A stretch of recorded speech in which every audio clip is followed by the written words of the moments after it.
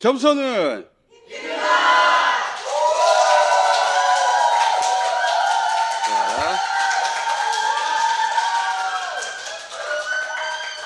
자, 다스베이다 394회 시작하겠습니다. 박구용! 빠마 잘 됐어. 오렌지 티셔츠, 색 신경 쓰고 있는데, 지금. 뭔가 변화가 있어. 잘 안 되길 빌어, 뭐든지 간에. 우리가 삶을 좀 가볍게 산다는 게 뭘까? 삶은 의미가 있는가? 의미가 없는가? 이 낙차가 너무 멀어져도 너무 가까워져도 안 되거든요. 원래 모든 존재는 의미가 없죠. 좀 어려운가? 모든 존재는 의미가 없잖아요. 이게 파마 왜 했냐고. 이 나라 전체에 이 철학자의 말을 듣는 사람이 김어준 말고 누가 또 있나? 스피커를 갖고 있는 사람들 중에 잘 안 들려고 하잖아요. 굳이 불러서 내가 듣는. 굳이 나를. 참 그것도 특이해요. 아니, 우리 박구영 교수님이 놀라운 통찰을 보여줄 때가 있어요. 말이 너무 많아요. 그래서 파마는 했다. 의미와 무의미 사이에 내가 너무 갑자기 멀어지고 있다는 느낌이 들었어요. 삶의 의미와 의미와 무의미. 너무 멀어져가고 있을 때 붙잡아 들기 위해서 조금 더 가벼워져야 되겠다. 그러니까 파마 왜 했냐고! 그러니까 평생 파마를 못 해봤거든요. 지난 일요일 날 어떤 회장님께서 전화해서 이러저 삶이 무의미한 것 같아서 삶이 허무해서 본인이 지금까지 모아놓은 모든 그림을 제가 같이 하고 있는 광주 시민자유대학에 기증하고 싶다고 그래요. 근데 그분의 말씀을 들으니까 파마를 해야 되겠다. 안 해본 걸 해야 되겠다. 그분이 나이 드시고 네. 자기가 의미 있게 모았던 그림을 이게 내가 가지고 있는 게 무슨 의미가 있나. 그렇지. 그래서 기증하겠다는 얘기를 듣고 나도 이렇게 무의미한 것에 그렇죠. 혹시 많은 시간을 너무 허비하고 있는 거 아닌가? 아니지. 무의미한 것에 의미를 투여해보자. 너무 의미만 찾은 거 그렇지. 아닌가? 예. 그래서 파마를 해보자고. 그렇지. 무의미한 것에 의미를 만들어내자. 파마 왜 했냐고 그러니까. 근데 중요한 것은 뭐냐? 여러분 파마가 어울립니까 안 어울립니까 저한테? 잘 어울려. 어울려요? 근데 이제 나는 무슨 기분인지 이해할 것 같은 게 내가 한번 얘기한 적 있는 것 같은데 저는 꽃남방을 좋아해요. 꽃남방. 나 꽃남방을 되게 좋아하는데 어릴 때부터 꽃남방 좋아한 거 아니야. 그렇지. 내가 도피생활 때 항상 주진이는 아침마다 미술관을 갔어. 걔는 아침에 일어나면 샤워를 하고 미술관을 나가. 아니 내가 미술관 같이 가봤잖아. 좋아하더라고. 좋아하는데 몰라. 예, 알려고 하지도 않아. 그냥 그 미술관의 분위기가 좋대, 자기. 네, 그런 것 같아요. 그림 쳐다보고 하루 종일 그렇게 보내요. 네. 그래서 내가, 야, 미술이 이사 가냐? 언제든지 볼 수 있는 거야. 하지만, 시즌. 그렇지. 패션 시즌은 시즌이 지나면 볼 수가 없어, 이 새끼야. 그래서 나는 틈만 나면 걔를 아울렛으로 데리고 그러니까 왔어. 그랬다 하더라고. 나한테 끌려서 아울렛을 많이 갔어. 눈이 막 온다. 그럼 미술관 어떻게 하지? 걱정하고 있을 때, 야, 기차는 아울렛으로 간다, 야. 근데 어느 날 이제 거기 갔는데, 꽃남방이 예쁜 게 있어? 그 시절에? 그때. 그러니까 15년, 16년 전이야. 꽃남방이 예쁜 게 있어? 그래서, 예쁘다고 지나갔는데, 갑자기 뒤통수에서 나를 부르는 거야, 꽃남방이. 왜 그냥 지나가냐고. 생각해보니까, 꽃남방 자체가 예쁘다는 거하고, 그걸 내가 잊겠다 하고 연결이 안 된 거야. 안 되지, 원래. 그 순간 깨달아서 내가 꽃남방은 입으면 안 된다고 생각하고 살았구나. 그렇지. 그걸 내가 처음 깨달았어, 그때. 나는 지금도 안 된다고 생각해. 그래서 곰곰이 생각해보니까 어릴 때부터, 야, 남자는 이러면 안 돼. 남자는 이 색은 안 돼. 있지. 남자는 이 문양은 안 돼. 이런 거를 내가 계속 주입받았어. 난 인식하지 못하고 있었는데, 근데 그 중에 꽃남방은 안 돼가 있었던 거야. 그렇지. 그걸 내가 순간적으로 깨달은 거야. 그래서 바로 돌아가서 그걸 샀어. 입었어? 꽃남방을 사서 입었는데 너무 잘 어울리는 거야. 그래서 그때부터 꽃남방 막 거기를 넘어가는 거란 말이지. 그렇지. 자기도 모른 채 만들어진 금기가 있어. 생활 속의 작은 금기들을 나 그거 다 넘어가야 된다고 생각하거든. 네, 어허. 그게 남한테 피해를 끼치거나 부도덕한 게 아니면 난 다 넘어가야 된다고 생각해. 그렇지. 파마도 그렇게 넘어간 거야, 자기가. 어울려야 이게 가는 거지. 해보기 전에는 어울리는지 어떻게 알아. 그렇죠. 50대 중반까지 안 해보고 안 어울린다고 생각하고 있었던 거 아니야. 그렇지. 그런 걸 바보라 그래. 꽃남방은 남자가 보통 이 나이에 입었을 때 세 가지 가능성이 있거든요. 키치시하게 보일 수가 있어요. 두 번째는 꽃남방을 입는 순간 나이 들어 보일 수 있어요. 거꾸로. 그렇지 않으면 아방가르드적 패셔니스트처럼 보일 수가 있어요. 어준 씨는 자기가 세 번째라고 생각하고 있는 거예요. 그죠? 동의합니다. 파마까지 했으니까 네. 이제 안 입어봤던 옷을 입어봐요. 그럴까요? 일단 그 오렌지 괜찮아. 오렌지. 이제 파마를 하다 보니까 네. 약간 더 나가고 싶은 거야. 네. 그래서 어머 최근에 옷도 푸른색, 초록색 계통은 항상 있거든요. 최근에 빨간색도 입어봤잖아요. 대구에서. 빨간색, 음. 노란색. 예, 감당 안 되는 건데 하면서. 근데 그거는 해보기 전에는 몰라요. 자기한테 어떤 색이 어울릴지 어허. 그런 옷이 없으니까 자기는 몰라. 어. 걸려 있으면 저 옷 자체는 예쁜데 네, 그렇죠. 나한테는 안 어울릴 거야 하고 그렇죠. 걸쳐 입질 않아요. 예, 철학 얘기 할까요, 이제? 자, 무슨 일단 철학이야? 영화 란 리뷰를 써서 뉴스 공장으로 보내주면 100명을 모아서 초대를 합니다. A4지 한 매 이내로 란 123 감상문을 보내주시면 그중에 100명을 선정해서 교수님 여기로 초대하겠다는 거야. 그래서 다 함께 란에 대해서 얘기 나누고 여기서 란을 또 보고 그리고 그걸로 책도 내고 꼭 책을 내려고 그래. 여기서 비평의 심포지움을 펼쳐보면 어쩔까?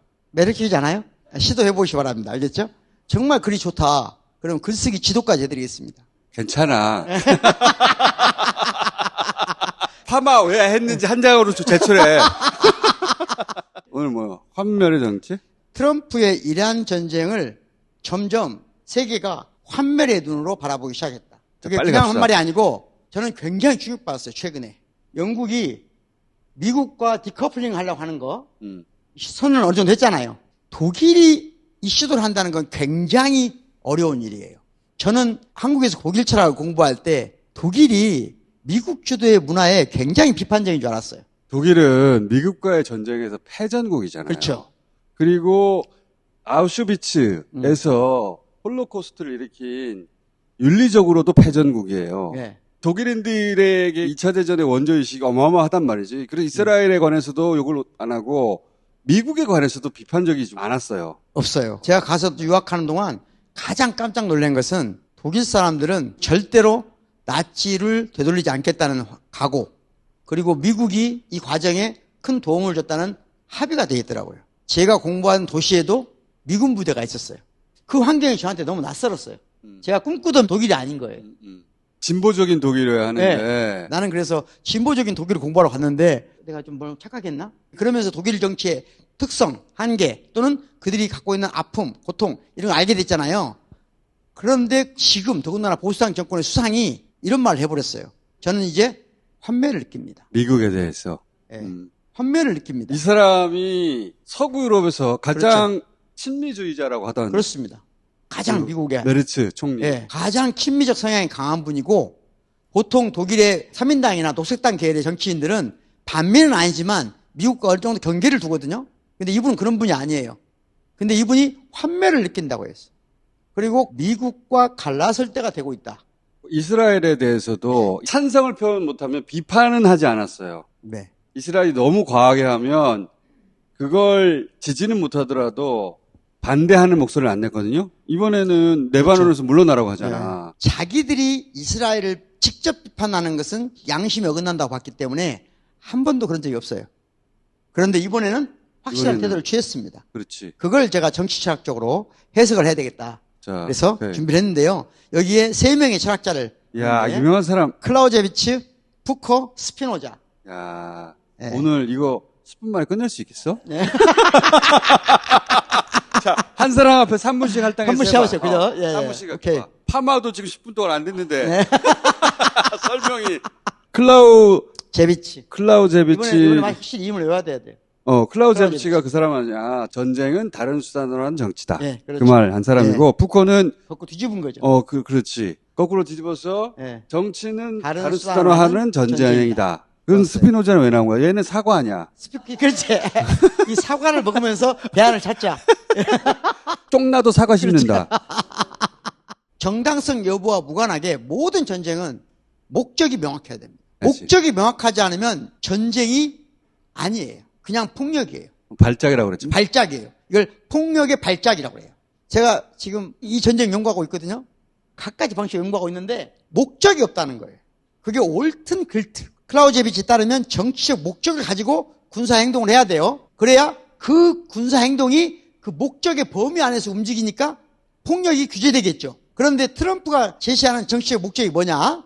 이란 국민을 지키기 위해서, 이란의 군사적 위험을 제거하기 위해서, 핵무장 가능성을 제거하기 위해서, 이란 석유를 가져오기 위해서, 이란 정권을 바꾸기 위해서, 이란의 정상화를 위해서, 기타 등등. 네. 매번 바뀌어. 목적을 엄청나게 많이 네, 얘기했어, 이때까지. 네. 그런데 모든 이유가 다 정반대로 바뀌어요. 예를 들면 지킨다고 그러는데 사실은 이란 국민을 죽였죠. 누군가를 해방시킨다고 전쟁을 했는데 누구를 침략한 전쟁이 된 거예요. 그렇지. 또 이란의 군사적 위험 요인을 제거하기 위해서다. 그런데 이 결과가 뭐냐? 미국의 대부분의 유력한 학자들이나 기자들이 뭘 쓰고 있냐? 미국의 군사력에 강약이 노출돼 버린 거예요. 그렇지. 이 전쟁으로 미국이 가장 위험해졌다는 거예요. 맞는 말이야. 엄청 연구해야만 알 수 있는 거예요. 자, 예를 들어서 핵무장을 못하게 하려고 그랬는데 실제로 다른 모든 나라가 나 이제 핵무장 하지 않으면 안 되겠다라는 생각을 하게 만들었지. 더군다나 더 중요한 게 있어요. 핵보다 더 강한 전략 자산이 있을 수 있다는 걸 깨닫게 해준 거예요. 그러니까 원하는 모든 것을 본인은 실현됐다고 그랬는데 거꾸로 된 거예요.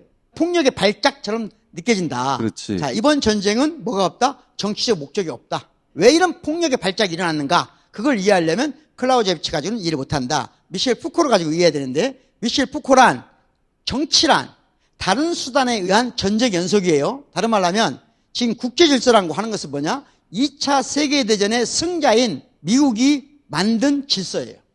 그 전쟁의 결과가 계속 이어지고 있다는 그렇죠. 거예요. 그러니까 푸코는 평상시가 전쟁이라고 본 거야. 그렇죠. 근데 그 전쟁의 결과가 계속 유지될 때는 미국이 전쟁할 필요가 없죠. 그 전쟁의 결과를 유지하는 것이 어려울 때만 전쟁을 했어요. 자기들이 만들어 놓은 세계 질서가 더 이상 유지될 수 없다고 적어도 막아는 판단한 거예요. 2차 대전의 질서가 유지되고 있으면 미국이 이렇게 나설 필요가 없지. 그렇죠. 그게 유지가 안 되니까 나선 거야. 그렇습니다. 전쟁의 결과로 평화와 일상이 유지되다가 그렇죠. 그 전쟁의 결과로 유지되는 일상이 더 이상 과거의 방식으로 작동하지 않으니까 네. 또 다른 전쟁을 일으킨 거 아니야. 그렇죠. 그러니까 이 전쟁은 미국이 새로운 재편을 하겠다라고 하는데 사실은 그게 불가능할 것 같다고 세계의 대부분의 비평가들이 말을 하고 있다는 거예요. 그래서 2차 대전에서 정립된 질서가 무너지고 있다. 그거는 그렇죠. 미국 스스로 무너뜨리고 있는 거예요. 그렇습니다. 네. 공부를 몇 번 하다 보니까 이제 적응이 됐어요. 미국은 이란 전쟁에서 출구를 못 찾은 것이 아니라 사실은 전 세계가 새로운 질서로 가고 있는 데 대해서 저지할 힘을 출구를 못 찾고 있다는 거예요. 전쟁은 문제를 해결하기 했는데 문제를 더 노출시키고 강화시키고 있다. 이게 미국의 전략가들이 미치는 이유예요. 이란을 향한 칼이 동맹과의 연대끈을 끊고 있다. 그치. 첫 번째 현상이죠. 두 번째, 의심이 사라지면 정서가 굳는단 말이 이게 무슨 말이냐. 더 큰 공포가 확실히 온다는 게 느낌이 있어야 되거든요. 그래야 제압이 되는데 그게 사라지면 공포가 더 이상 이 전쟁의 힘으로 작동하지 못해요. 더 쉬운 말로 해볼게요. 공포는 감정적인 거잖아요. 이 감정적인 공포는 이성적으로 억누를 수가 없어요. 스피노자 이야기에 따르면 감성적 공포는 더 큰 공포로만 제압할 수 있어요. 근데 미국은 너무 빨리 너무 일찍 감각적 공포를 너무 과대하게 사용해버린 거예요. 스피노자 이론에 따르면 예. 처음에 압도적인 공포를 주려고 했어. 예. 그런데 더 이상 쓸 수 있는 공포가 없는 거예요. 우리 말을 듣지 않으면 이제 더 큰 공포를 가할 수 있어. 예. 근데 더 큰 공포란 게 없어. 없다는 걸 확인하는 순간 그 공포가 환멸로 바뀐다는 거예요. 환멸. 예. 지금 모든 국가들이 공포를 느끼는 게 아니라 환멸을 느끼기 시작했다는 거예요.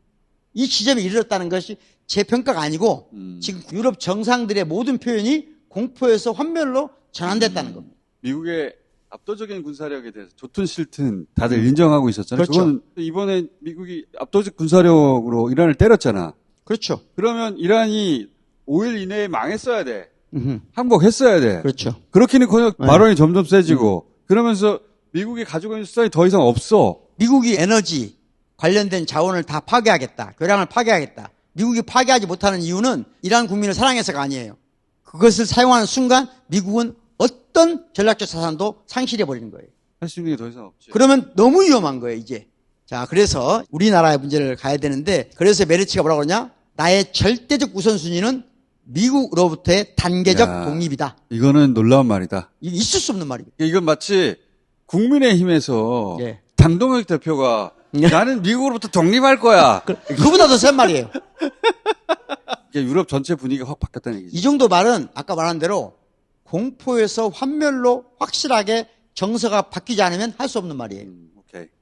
자, 그랬을 때 우리는 그러면 여기서 중요한 게 스피노자, 부휘르 스피노자. 이 부휘르는 라틴어로 말하면 베네딕트예요. 베네딕트. 히브리어로 말하면 부휘르라고 하는데 스피노자가 스피노자의 성이야 그게? 이름이죠. 스피노자 성이고.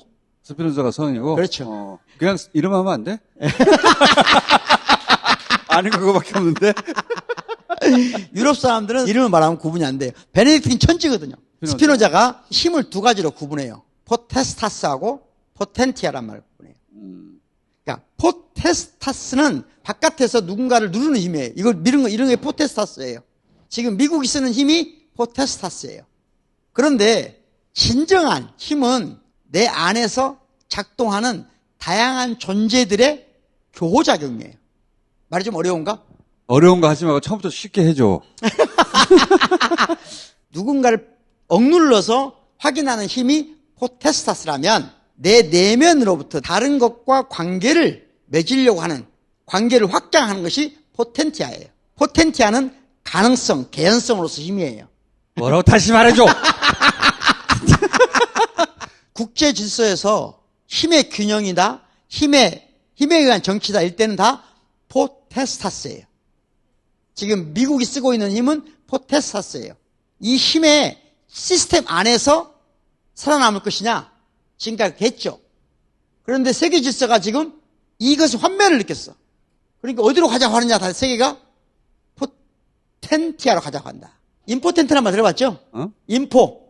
인포는 불능 아니야, 불능. 불능. 불능이 반대가 능력이죠. 잠재적 능력. 이 포텐시아가 포텐셜 할 때 그 그 말입니다. 그 어원이야? 네.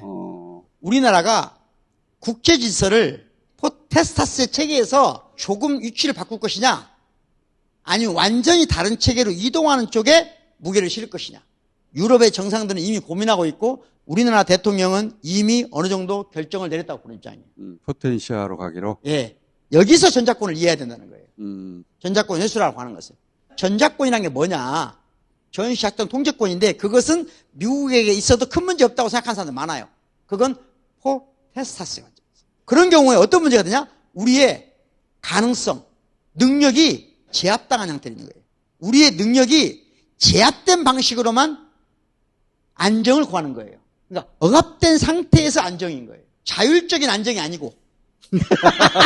아니, 그래서 전작권 회수는 한미동맹을 해체하는 게 아니라 진정한 한미동맹을 간다는. 비대칭의 예. 위탁, 예. 부탁하는 곳에서 대칭의 협력을 하는 하는 것이다. 그래서 이게 환멸에서 나가는 출구다. 그렇습니다. 기승전결 좋아. 이게 이제 중간중간 어렵긴 한데 예. 사과는 여전히 어려워. 그렇죠. 포텐시아. 네. 처음에 이제 출구가 없는 거잖아. 그렇죠. 근데 우리 출구는 있다. 그리고 최근에 저희 학교에서 이런 대자보가 붙었길래 미국과 결별의 시간입니다. 학생들이 이런 주장을 하는 거잖아요. 80년대부터 이런 이야기 나왔어요. 그렇죠. 그때는 대중의 공감대를 전혀 얻지 못했고 지금은 이전과의 관계는 끝났다. 네. 그건 우리가 본능적으로 알아요. 우리는 국방력이 단독으로 미국 없이 5위예요. 우리나라가 방산 수출로만 세계 4위입니다. 우리나라는 무기를 수출하고 수입하는 데서 세계 넘버 1이에요.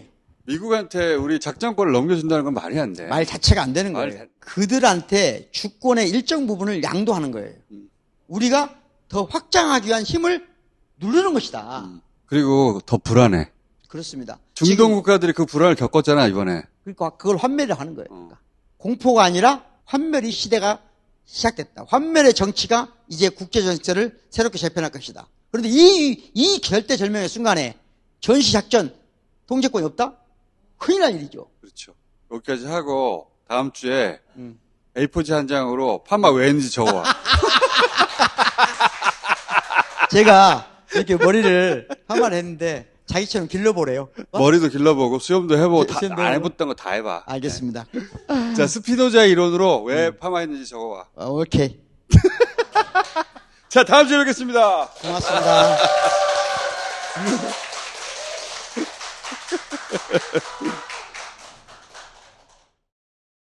안녕하세요. 광고호스트 이상민입니다. 주변에 꽃을 선물하고 싶은 사람이 있나요? 저는 최근에 만난 것 같습니다. 와, 완전 내 스타일인데 어쩌지? 번호를 물어볼까? 저기 혹시 전화번호 좀 알 수 있을까요? 1800-9222요. 1800-9222. 이게 핸드폰 번호라고요? 아니요. 착한 콜 꽃배달 번호예요. 아니, 왜 핸드폰 번호가 아니라 이 번호를... 꽃을 배달하면 주문 금액의 5%씩 기부가 되거든요. 아, 그 대답을 듣는 순간 나는 알 수 있었다. 아, 이거 광고구나.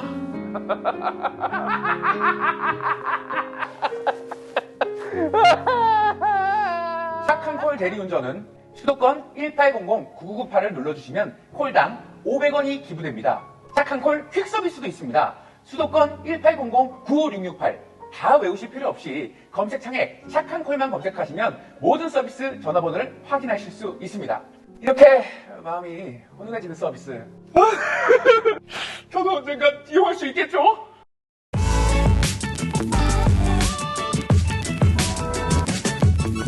어쨌든. 뉴 우유 베개. 원래 우유 베개가 대히트였나봐요. 엄청 팔렸네. 거의 200만 개가 팔렸습니다. 많은 분들이 쓰는 데는 이유가 있겠죠. 대폭 할인해서 딴지마켓에서 만나보세요. 대장사랑. 첫 등장을 저희와 함께해서 지금은 뭐 모든 마켓에서 넘버원인데 1억 포를 팔았다고 하니까. 근데 저희 마켓과 처음 함께했기 때문에 저희 마켓에서 가장 저렴합니다. 통변비대 역시 초기부터 저희와 함께했습니다. 자, 행사 진행합니다. 이번에 재구매 1위 모델인 통변비대 할인합니다. 5월 6일까지 통변 매직이라고 할 수 있을까? 서프라이즈 합니다. 회오리 빙빙빙빙. 자, 3전 무상 AS.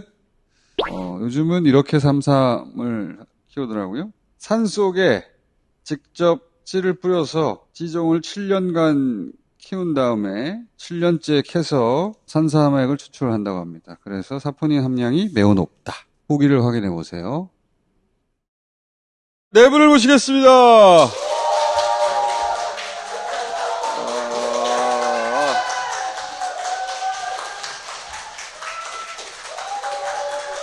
자, 이번 주는 윤성원 평론가 일정이 있어서 못 오시고 신유진 변호사 혼자 해야 한다는 얘기인데. 그럼요. 네네. 지난주에는 김용효 교수님 그 약장사 네. 큰 히트 쳤거든. 그거 약장사. 날이면 날마다 오는 게 아니야. 뭐야, 아니 이거? 오늘 잡사바 하려고 라스베가스에서 오신 분이 계세요. 맞습니까? 아 정말 영광입니다. 전 세계에서 잡사바를 응원해 주시는 여러분들과 함께 힘이 납니다. 네. 잡사바물? 야, 15년 산을 이게 각각 포장해 주니까 너무 좋더라. 그래서 이번에도 또 한 주 더 연장하기로 해가지고 15년 산 발사믹을 개별 상자 박스에 포장된 이 상품으로 구성을 했고요. 총 20% 할인이 된 가격으로 거업이 지난주에 그 얘기를 했잖아요. 아유, 발사믹에는 무조건 닭가슴살이랑 샐러드. 닭가슴살이랑 샐러드죠. 이제 좀 제대로 된 교수님 음식하고 표정이 매칭이 되는 거 어떠신가요? 같아요. 아니, 이거 닭가슴살이야? 네. 고기가 이상하다고 했어, 내가. 내가 웬만한 고기는 다 먹는데 지금 안 먹고 있잖아. 하나 먹었는데 애들이 죽었어. 응? 섬유질 많고요. 비타민 많고요. 단백질도 많이 들어요. 옳지 않아. 그래도 다른 닭가슴살 먹을 때보단 나은데. 김희교 교수님 또 평을 들어봐야죠. 지난주에 이 육전에 처음 찍어 먹어봤거든요. 어. 알맞은 간장 짜기 고르기가 굉장히 힘들었는데 간장 대신에 발사믹 쓰면 굉장히 좋더라고요. 이거 한번 해줘야 되나요? 애들은 가라. 한번 잡숴봐.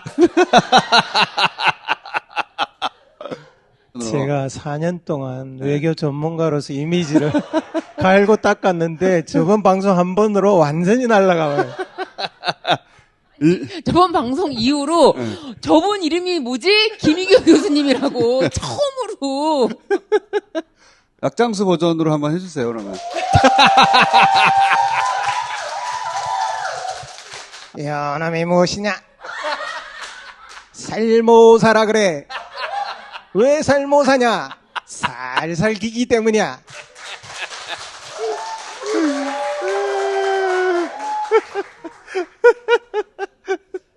애들은 가라도 한번 해주세요. 그냥 본인이 원하는 걸 해주는 게 빨라요. 처음부터 이걸 했으면 5글자로 끝날 일이었어. 연놈을 대가리부터 잡고 쫙 눌러봐. 볼록 튀어나오는 게 있어. 그것이 뭐냐? 뱀 그식이라 그래. 한 마리만 잡숴봐. 오줌을 쏴봐. 라프탈린이 쓰리 쿠션을 돌려.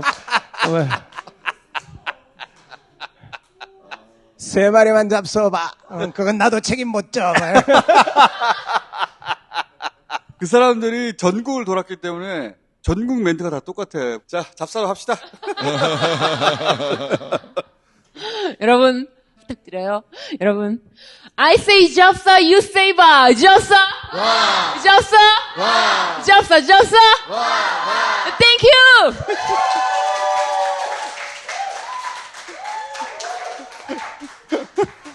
이게 뭐라고?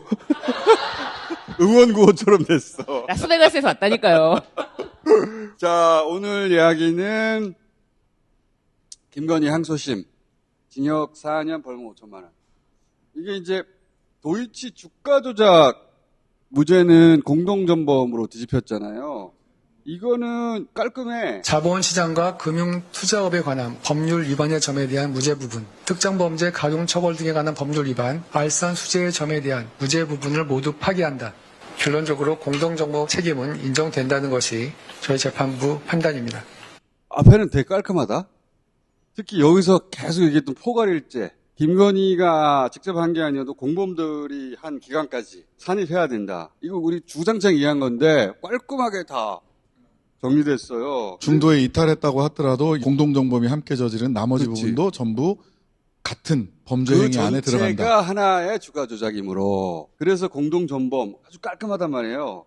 그리고 통일교에서 받은 금품 1심에서는 첫 번째 샤넬은 아니야. 뭐 이런 말도 안 되는 소리를 했는데 여기서도 전부 유죄. 포괄. 여기도 깔끔해요. 앞으로도 있으면 저한테 연락하세요. 이 폰으로 하세요. 어쩌고 저쩌고 얘기를 했기 때문에 사실은 뇌물을 보다 더 적극적으로 하면 유도하는 거예요. 여기만 해도 수수금품이 억대가 넘어요. 그러면 3년은 나와줘야 되거든요. 주가 조작에서 특검이 부당이익 8억 몇천이라고 했어요. 근데 이익을 산정할 수 없다는 거야. 이익을. 특별검사 측은 8억 1,144만 3,596원을 피고인의 부당이득액으로 산정했습니다. 그러나 이 사건 시세조정 행위로 인한 부당이득액은 산정하기 곤란한 경우에 해당한다고 판단되므로 구자본시장법 제443조 제2항 제2호의 가중 구성 요건을 적용할 수 없습니다. 경제적 측면에서 다소 성공적이지 못하였던 시세조정으로 볼 수 있고 시장 질서에 심각한 교란이 발생하였다까지는 보기 어려운 측면도 있습니다. 얼마 못 벌어서 시장 교란이 없어. 그래서 가중처벌을 하지 않는다. 그래가지고 형량이 4년밖에 안 나온 거예요. 앞에는 이대로 가면 이거 10년 나오겠는데? 그럴 느낌이었는데 형량을 어느 선에 딱 정해놓고 그 아래까지는 제대로 따지고 그 위로 올라갈 혐의는 싸게 끊었다. 도이치모터스 주가 조작 사건의 다른 공범들의 형에 대해서도 언급을 했거든요. 다른 공범들은 집행유예 형이었다. 그런데 윤석열 정권 당시에 공범들이 집행유예로 최종적으로 확정이 되거든요. 수사 과정이라든지 재판에서는 철저하게 김건희를 보호하면서 자기들이 최대한 싸게 먹은 거죠. 집행유예로 나왔으니까 결과적으로. 그랬는데 그 잣대를 같이 들여다본다는 거는 그때 싸게 끊어준 거를 또 땡겨오는 거예요. 그렇다면은 저는 그래요. 이게 2심 판결은 1심에서 정말 집중 포화를 받으면서 공격받았던 그 지점을 핀셋으로 찝어내면서 그 지점만 정확하게 수정을 합니다. 도이치모터스 이거는 공범이고 요거 공소시효 안 지났어. 이렇게 다 핀셋으로 수정을 하면서도 김건희 봐주기는 계속된다. 그러니까 철저하게 계속된다. 이 판사들 이야기를 액면으로 그 판결문을 보면 법률가들은 수긍을 해요. 왜냐하면 공범들이 3년에 4년, 3년에 5년 이렇게 받았으니까 그 형평성을 고려해야 된다. 일반적으로 맞는 얘기거든요. 그 다음에 부당이득을 산정하기 어려우니까 가중처벌하기 어렵다. 이것도 액면만 보면 법률가들이 고개를 끄덕이게 돼 있어요. 왜 그러냐 하면 법적 안정성이라는 것 때문에 그래요. 여기만 특별히 취급하면 법적 안정성이 깨지지 않니? 근데 앞에가 잘못됐어. 이걸 기준으로 해서 뒤에를 맞추는 게 법적 안정성인가? 첫 단추가 잘못 끼워졌는데 두 번째, 세 번째 단추를 계속해서 잘못된 채로 꿰고 가는 게 법적 안정성이냐는 거예요. 법적 안정성을 크게 오해하고 있는 것이고 법적 안정성이라는 말을 가지고 스스로 면피할 구석을 찾았다라고 생각을 해요. 첫 단추가 잘못됐으면 첫 단추를 풀어서 제대로 채워야지. 아니 이게 말이 돼 하는 게 훨씬 더 국민들이 공감하는데 변호사들은 저렇게 말을 잘 못하거든. 왜냐하면 법적 안정성이라는 것 때문에. 그렇지. 공범이 받았으면 어쩔 수 없잖아. 그런데 저는 근본적으로 첫 단추를 잘못 깬 것을 유지하는 것은 법적 안정성이 아니다. 그 얘기만 하면은요, 판례 변경이라는 게 있을 수 없어요. 그렇지. 그때 형량이 너무 낮았다. 예. 제대로 선고한다 하고 바꿨어야지. 그렇게 했으면 되는 거예요. 근데 법적 안정성 뒤에 재판부가 숨은 겁니다. 나만 봐준 거 아니야? 그 원래 선례가 있어서 봐주는 거야. 남들 다 봐준다. 어떡하란 말이야? 난 고쳤어 분명히. 중간쯤 갈 때까지는 법률가들이라면 수긍할 정도로 따졌어. 하지만 싸게 끊어준 거야. 명태균 건이라는 관건이라고 생각했는데 이걸 완전 무죄로 했거든요. 근데 그 논리가 뭐냐면 여론조사 윤석열 김건희가 부탁한 게 아니고 명태균이 자기 마음대로 일방적으로 한 거야. 김건희는 정치를 한 것도 아니야. 그러니까 무죄. 길게 얘기했는데 네. 제가 말하는 게 요지예요. 네. 아니 그러면은 명태균이 김건희한테 돈 받아올게 하고 유일한 직원이 강혜원 씨한테 명세서 3억 6천짜리 받아서 서울로 비행기 타고 갔단 말이야. 그 명세서도 남아있어. 비행기표도 확인됐고. 그러면 그 3억 6천을 왜 가져간 거야?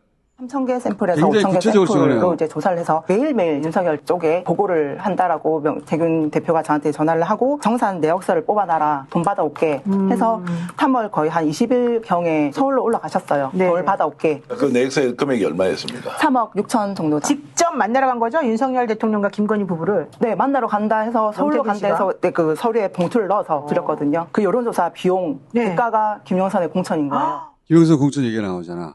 김영선 공천에 대해서 명태균이 뭐라고 했냐. 여사님 전화 왔는데 네네. 내 고마움 때문에 네네. 김영선 걱정하지 말라고 내가 고맙다고 네네. 자기 선물이래. 하여튼 입 조심해야 돼요. 알겠습니다. 네네네. 난리 뒤집은다. 알겠습니다. 네. 이 사이도 촘촘히 있지만 딱 이어지잖아요. 그리고 이게 자기들끼리 떠들고 끝난 게 아니라 윤석열이 말하잖아. 윤석열이. 내가 그 김영선이 경선 때부터 열심히 뛰었으니까 그거는 김영선이 좀 해줘라 그랬는데 말이 많네. 당에서 저기다 얘기를 했잖아. 상현이한테, 윤상현한테도 하고 상현이한테 내가 한 번 더 얘기를 할게. 걔가 공관위원장이니까. 이거 다 연결되잖아요. 자연스럽게. 이게 통째로 없어요. 이거 정치한 거 아니야, 김건희 씨는. 김건희 씨가 부탁한 거 아니잖아. 명태균이 혼자 발표한 거야. 끝? 이게 뭐야, 이게? 말도 안 되는 소리잖아, 이게. 명태균 씨로부터 여론조사를 무상으로 제공받은 것 충분히 정치자금법 45조의 위반이에요. 그런데 재판부에서는 이거는 명태균 그자가 자기 계획표대로 그냥 그거를 전달한 것뿐이야. 그렇기 때문에 이거는 뭐 정치자금법 위반이 아니야라고 하는데 그럼 내가 후보한테 돈을 내 계획표 날짜 스케줄을 딱딱 맞춰가지고 그것도 한 명한테만 주면 안 돼. 여러 명한테 딱 스케줄을 맞춰서 주면 이것도 무죄예요. 이 논리로 따지면은. 내 계획표대로 했으니까. 좋은 논리예요.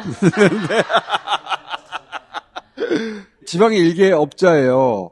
직원 1명짜리 회사예요. 더군다나 돈 문제가 생겨가지고 그 회사 대표는 자기도 아니에요. 차명 대표야. 그 회사의 여론조사를 자기들 일방적으로 발표한 걸 갖다 줬다고 해서 그 공천 그래 내가 신경 써. 대통령이야.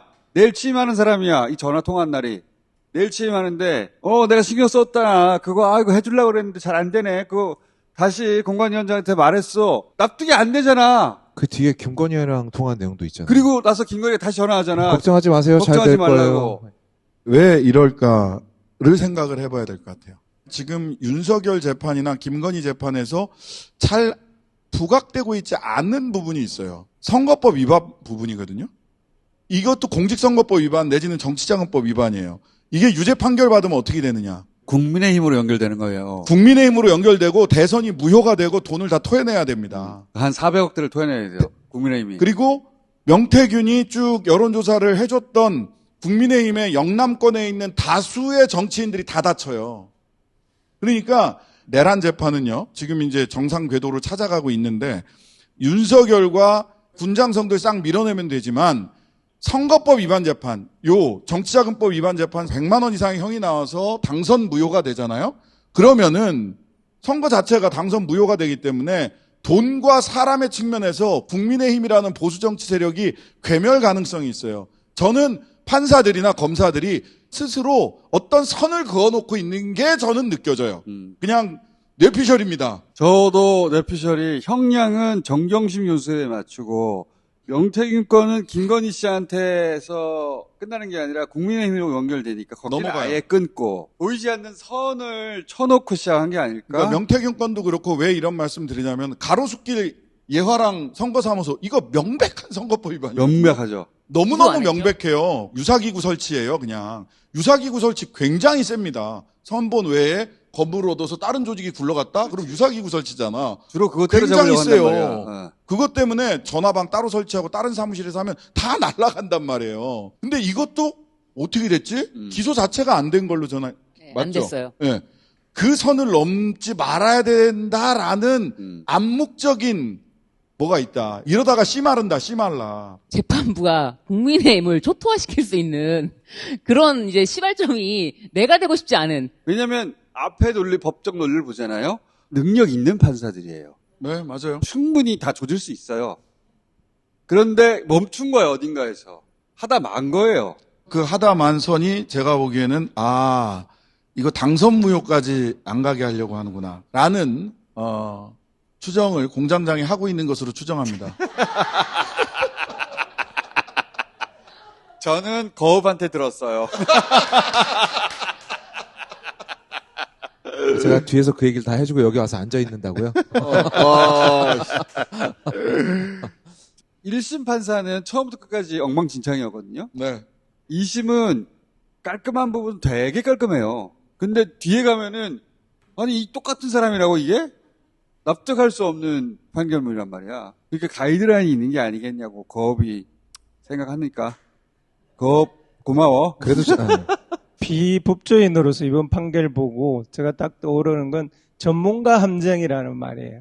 전문가들이 어떤 함정에 자주 빠지냐면 디테일한 것에 막 빠지다 보면 상식에 벗어나 버려요. 더 문제는 상식에 벗어난 걸 다른 사람이 쉽게 아는데도 모르는 줄 알아요. 그렇지. 제가 학교에서 한 기획처장을 한 적이 있는데 인사하고 돈을 다루는 부서입니다. 멀쩡한 상식적인 전문가 교수가 어느 순간 굉장히 이상한 소리를 하고 이상한 짓을 할 때가 있어요. 그건 딱 두 개가 걸려 있습니다. 하나는 사람 관계에서 자기가 뭐 동창을 뽑으려고 한다든지 뭐 누구의 청탁을 받았든지 이럴 때 논리에서 어긋나 버리고요. 또 하나는 돈하고 관련돼 있을 때 그런 일을 벌려요. 이번 사건도 보면 앞에 건 멀쩡하게 판결하잖아요. 맨정신으로. 그럼 뒤에 건 도저히 상식적으로 이해가 안 되는 판결을 하잖아요. 왜 이런 일이 일어날까? 하나는 사람관계. 아까 정당과 관련된 문제뿐만 아니라 또 하나는 돈과 어떤 관련이 있는 문제로 이렇게 전문가들이 상식에서 일탈해버리는 일들을 자주 합니다. 예. 돈까지 얘기하시면 저는 끊겠습니다. 돈은. 부총리 하면서 대통령 권한대행까지 했다는 그 분이 우리 은퇴하면 이 동네 살아야 되는데 이웃들하고 잘 지내야 되지 않겠냐. 강남에서 뭐 그런 얘기를 같이 사시는 분이 해서 태도가 그랬다라는 썰이 여의도에서 돌아다니기도 했습니다. 거업한테 들었어요. 제가요? 자. 저는 약간 다른 생각 좀 들어요. 잘해줘. 지금 나랑 눈을 안 마주치는데? 김건희가 만들었다는 방탄 다다미방도 계속 생각이 나고 그런 곳에 이제 왔다 가신 분들이 많이 계시지 않을까. 벌금을 5천만 원을 때렸던데 김건희가 받은 그래프 목걸이가 6,300만 원이에요. 김건희한테 5천만 원 돈도 아니지. 그러니까. 주가 조작에서 8억을 벌었다고 하는데 왜 나눠줘야 되냐고 막 투덜거렸잖아요. 자기 입으로 얼마 벌었다고 얘기를 했고 근데 간정이 안 된대. 뭔가가 밝혀지면 안 되는 걸 김건희 씨가 들고 있진 않을까. 밝혀지면 안 되는 걸? 네. 판사- 저는 얘기 못 하겠습니다. 판사의 약점을? 아니 뭐 예. 거의 뭐 편집 잘 해주겠지 뭐. 나 갈 때 혼자 안 간다. 이거 이상하다는 거 다들 알 텐데라는 걸 그 사람들이 모를 것 같지 않아서 그래요. 법적 안정성, 공범이 이미 집행유예다. 이거 굉장히 깔끔한 논리예요. 법률가들 입장에서는. 지키고자 하는 소위 법적 안정성은 이게 뭐냐라고 질문을 해야 된다는 거죠. 그럼 아까 제가 했던 얘기는 취소하도록 하겠습니다. 자, 그리고 요거 오늘 나온 소식인데 쿠팡 동일인 지정 이게 어떤 의미인지 우리 정무위 소속 의원께서 잠깐 설명해 주시겠습니다. 이게 뭔 소리야? 그러니까 동일인이 이 말 동일인이지. 가지고 알아듣는 사람 없어 사실. 너 재벌 총수야라고 얘기해 주는 겁니다. 재벌 총수로 동일인 지정이 되면 이 사람들이 할 수 있는 행위가 굉장히 제약이 돼요. 근데 쿠팡은 그 김범석 범킴이라고 합시다. 미국인이라고 자기 스스로 주장하니까 범킴이 동일인 지정이 안 됐어요. 그래서 쿠팡 총수는 김범석. 이렇게 총수야 너. 네가 총수라고 동생을 뭐 앞장 세워놨어도 실은 네가 총수야. 네가 미국 국적이라도 네가 총수야. 그리고 쿠팡은 전부 다 하나로 이어져서 재벌 집단이야. 이제부터 규제를 제대로 받아. 그러니까 자기가 아무리 숨으려고 해도 숨을 데가 없어요. 그게 이제. 아니고 네가 주인이잖아. 예. 라고 법적으로 딱 지정한 거예요. 네가 총수야. 그럼 이제 그때부터는 재벌 그룹으로서 규정을 받습니다. 우리나라는 5인 미만 사업장, 50억 미만, 10대 기업, 30대 기업, 무슨 뭐 외관법인 해서 법인을 그 회사를 규제하는 법령이 굉장히 많이 나눠져 있어요. 재벌 집단을 가장 세게 규율하고 있거든요. 근데 쿠팡은 돈은 수조 원을 벌면서 거기서 쏙 빠져 있어. 이 안으로 들어오면 처벌할 수 있는 규정이 엄청나게 많아요. 엄청나게 많습니다. 헬게이트가 열린 거지. 범킴 입장에서. 범킴 입장에서는 돈은 벌고 책임은 지지 않고 그리고 뭐 불편한 게 생기면 미국에 로비해가지고 미국 정치권의 힘으로 풀고 아니면 한국 대관 잔뜩 싸가지고 풀고 그렇게 숨어 있었거든요. 돈은 수십조 매출을 올리는데 아니야 네가 총수잖아 여기서. 이게 굉장히 중요합니다. 쿠팡이 잘못하면 김범석에게 책임을 물을 수 있게 된 거예요. 그렇게 된 겁니다. 쿠팡은 대관하는 사람들이 다른 빌딩에 별도로 사무실을 마련하고 그런 사람들이 하는 일은 정부 기관들이나 이런 규제 기관들 찾아다니면서 그렇게 하면 안 되잖아. 응? 점점 약장수 닮아가는데. 한번 먹어봐. 그 역할을 하는 사람이거든요. 그 역할을 하는 사람이 명패도 없는 방에 한 층을 다 쓰고 있었대잖아. 이거 굉장히 중요한 겁니다. 이거. 네. 동일인 지정이 됐기 때문에 앞으로 이제 무슨 일이 벌어지는지 잘 지켜보시면 되고요. 근데 실은 우리나라 로비는 애들 수준이고요. 제가 보기에는 미국에서 한 로비에 비하면 미국 로비가 너무 황당하죠. 그때 작년에 이미 쿠팡 사건이 완전히 외부로 다 알려지기 이전인데 이혜민 의원 그때 갔다 와서 의원님 제가 진짜 희한한 일을 겪고 왔습니다. 라고 하면서 직접 들었는데 벌써 문제가 불거질 줄 알고 미국에 엄청난 돈을 풀어서 로비를 했더라고 이미. 네, 가서 우리 의원들이 딴 건으로 간 거예요. 딴 건으로 갔는데 미국 의원들 앉으면 쿠팡 얘기를 하는 거예요. 다. 아직 불거지기 전이에요. 사건이 이야기가. 불거지기 전인데. 앉으면 쿠팡 얘기를 한다는 거야. 매출이 몇십조니까 거기서 번 돈 미국에 가져가가지고 미국 정치인들 로비에서 미국 정치인들이 한국에 압력을 가하도록 하는 방식으로 문제를 풀려고 했던 거예요. 그게 잘 안 통하니까 우리 정부가 추진하고 있는 안보 사안들, 핵 잠수함 추진이라든가 김범석 씨는 한국에서 미국으로 유학 가가지고 거기서 국적을 바꾼 사람이잖아요. 그러면 미국에서 장사를 하던가. 미국에서 장사하라고 미국에서. 그러니까 돈을 여기서 벌고 거기서 우리 안보를 위협하는 방식으로 로비를 한단 말이야. 이건 용서할 수가 없어.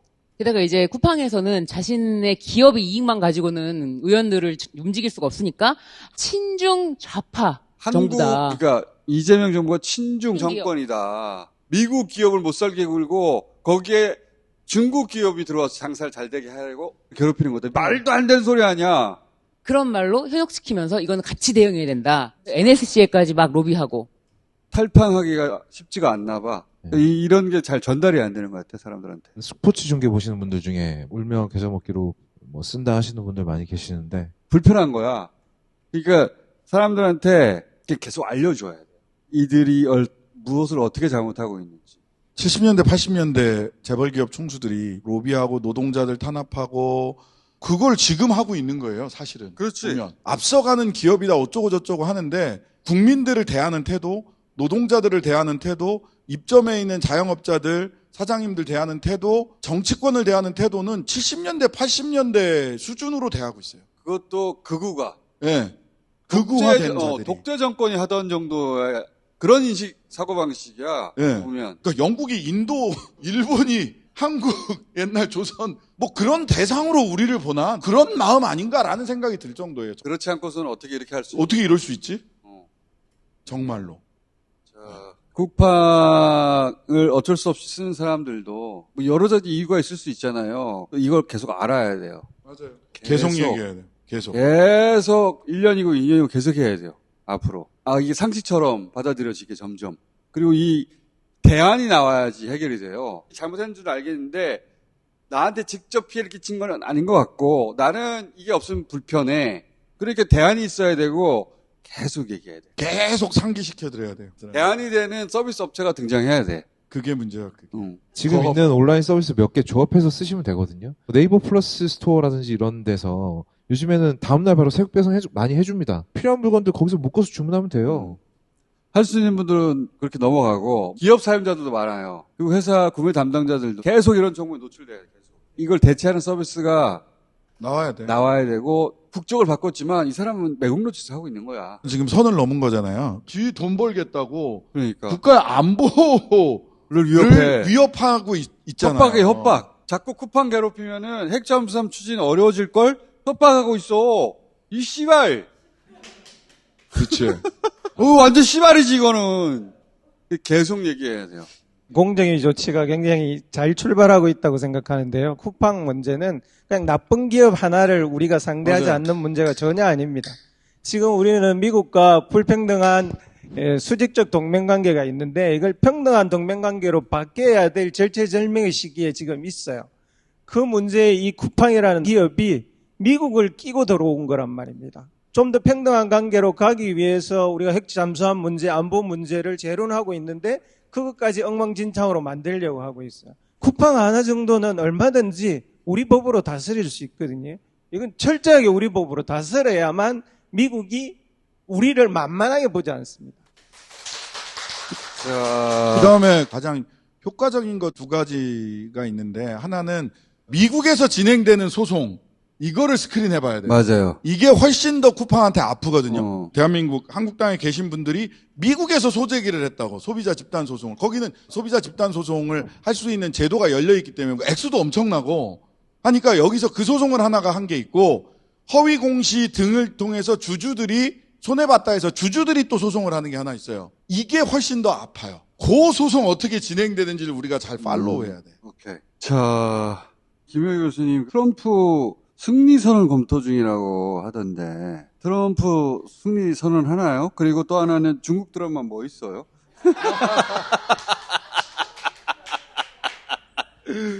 하나만 딱 말씀드리고 갈게요.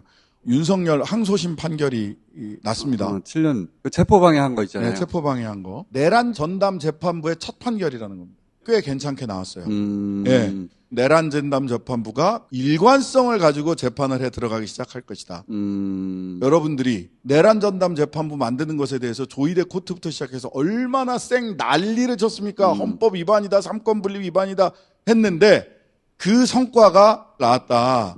첫 성과가 여러분들에게 박수 보냅니다. 우리끼리 박수. 자, 그러면 다음에는 이제 외교로. 자, 그럼 트럼프 승리 선언 전망 얘기해보고, 그리고 중국 드라마로 마무리해요. 트럼프가 승리 선언을 할 거다라고 하는데 이건 진심인 것 같아요. 빨리 빠지고 싶은 거예요. 미국이 세일가스가 많이 나오는데요. 그럼에도 불구하고 최고 유가를 갱신했다고 그러는 것 같은데 이러는 건 뭐냐면 미국이 석유를 다 수입해다 썼어요. 왜냐하면 미국은 경질류이고 미국의 기계들이 중진류에 맞춰 있어요. 그러니까 당장 미국도 미국의 석유를 쓰기가 힘들어요.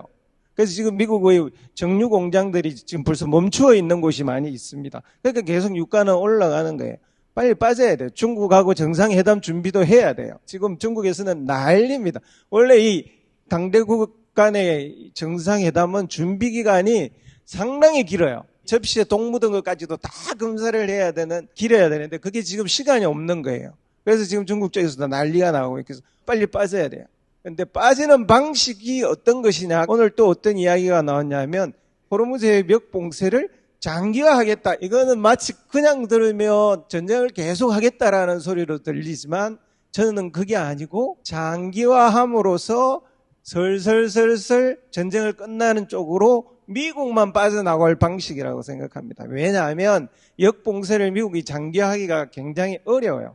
첫째는 이란만 죽는 게 아니고 걸프 국가들도 다 죽어요. 아시아 국가들도 다 죽습니다. 두 번째는 실제적으로 역봉쇄를 완벽하게 하기도 어려워요. 호르무즈의 대접은 불과 6km밖에 안 되지만 미국이 봉쇄하고 있는 곳은 그냥 망망대해예요. 빠져나올 수 얼마든지 있어요. 엊그제 아랍에미레이트 배도 한 척 빠져나왔고요. 일본 배도 한 척 빠져나왔어요. 미국이 빠져나오는 배에 대해서 완전히 통제를 안 하는 거예요. 이걸 슬슬슬슬 풀면 이란은 호르무즈 해협을 여는 게 되고 호르무즈 해협에서 유통은 점점 개방되는 방식으로 갈 가능성이 있다라고 보여집니다. 문제는 이스라엘이죠. 그럼 이스라엘은 자기 방식으로 전쟁을 계속하고 미국은 빠지고 호르무즈 해협은 개방되는 식으로 나오는 것이 최고의 솔루션이다. 네타냐후가 실각하지 않는 한 이스라엘이 완전히 무너날 리가 없잖아요. 이스라엘과 이란과의 전쟁은 간헐적으로 계속 앞으로도 될 가능성이 높다고 봅니다. 그러면 이란은 절대로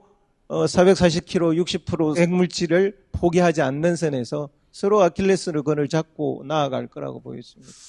평화협상 같은 거는 없이 흐지부지 되는 상황인데 그게 말하자면 우크라이나 전쟁처럼 되어가지 않을까 싶습니다. 실질적으로는 러시아가 이기고 있듯이 실질적으로는 이란이 이긴 전쟁인데 끝낼 방법을 못 찾는 그런 그래서 식으로 승리 선언하고 빠져나가.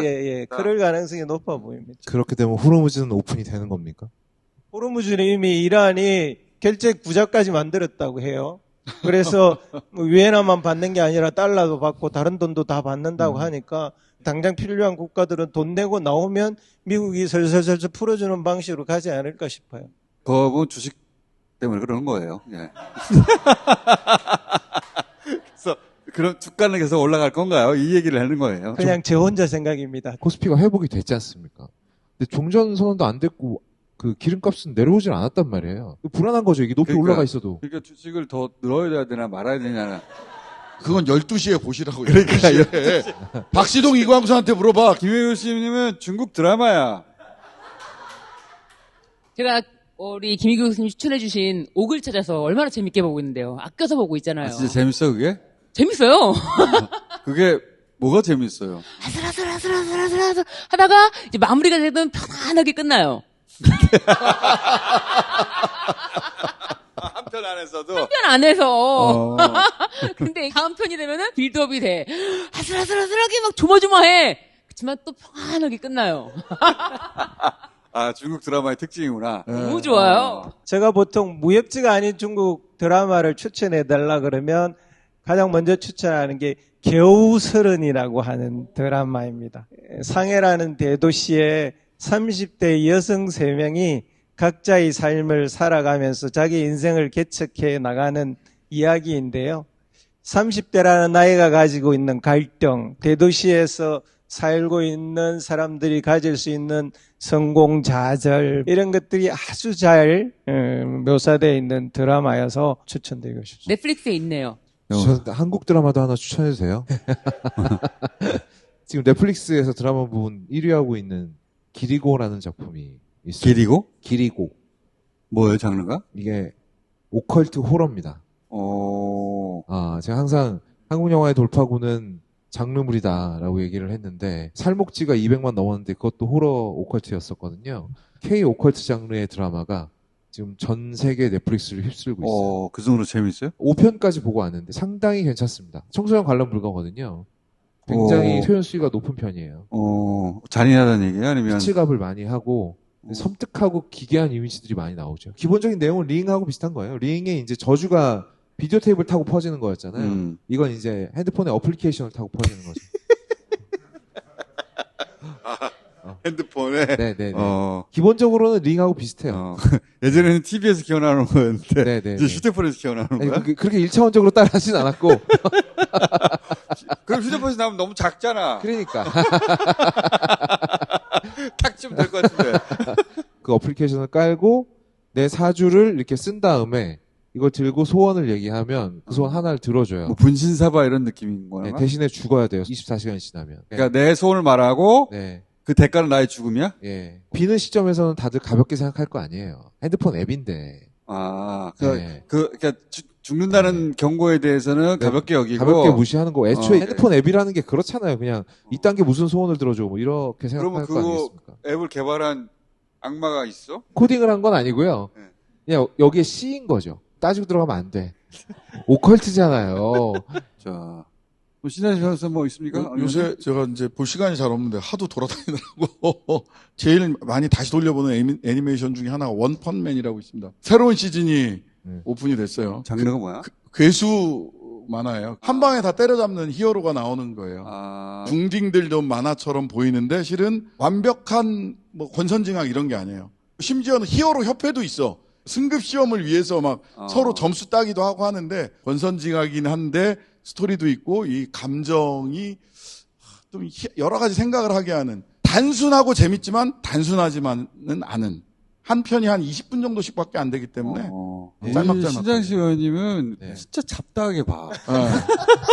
그 다음에 애니메이션 중에 플루토라는 게 있어요. 플루토 명작입니다. 명작이지. 예, 인간다움이란 무엇인가.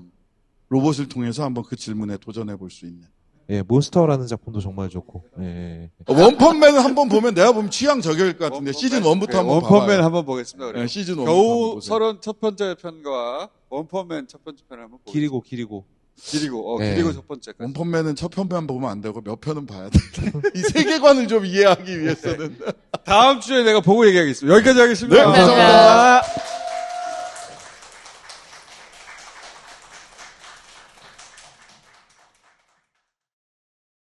안녕하세요. 김어준의 다스베이다 광고호스트 이상민입니다. 살림을 하다 보면 집안에 생기는 각종 냄새, 볼치가 드시죠? 방향제를 놔보기도 하고 공기청정기를 돌려보기도 하지만 소용없을 때 참 많습니다. 이런 고민을 해결해줄 제품, 바로 바스 탈취제입니다. 여기서 냄새가 난다. 도망쳐. 엄청난 낙지가.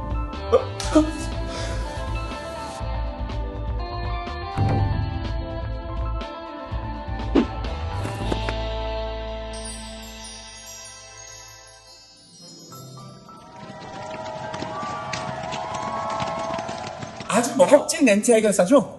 사용 환경에 따라 달라지겠지만 2개월 동안은 효과가 지속된다고 하니까 든든하기까지 합니다.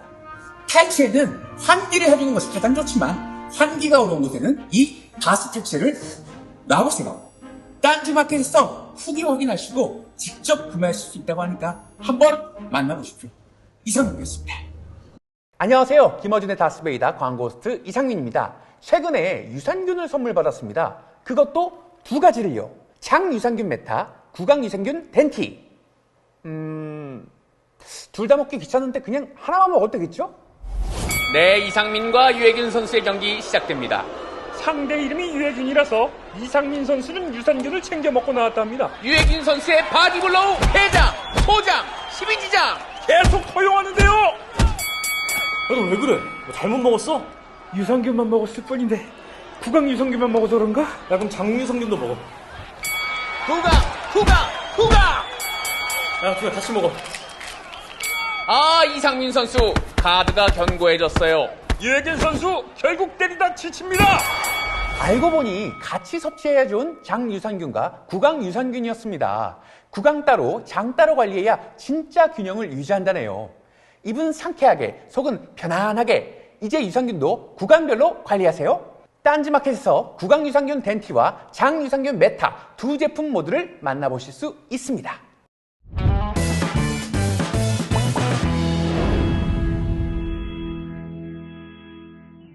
할인 중입니다. 20%. 2병 세트. 자, 두 분을 모시겠습니다. 안녕하십니까. 안녕하십니까.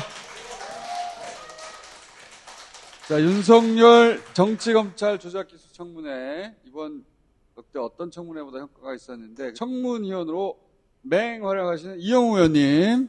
반갑습니다.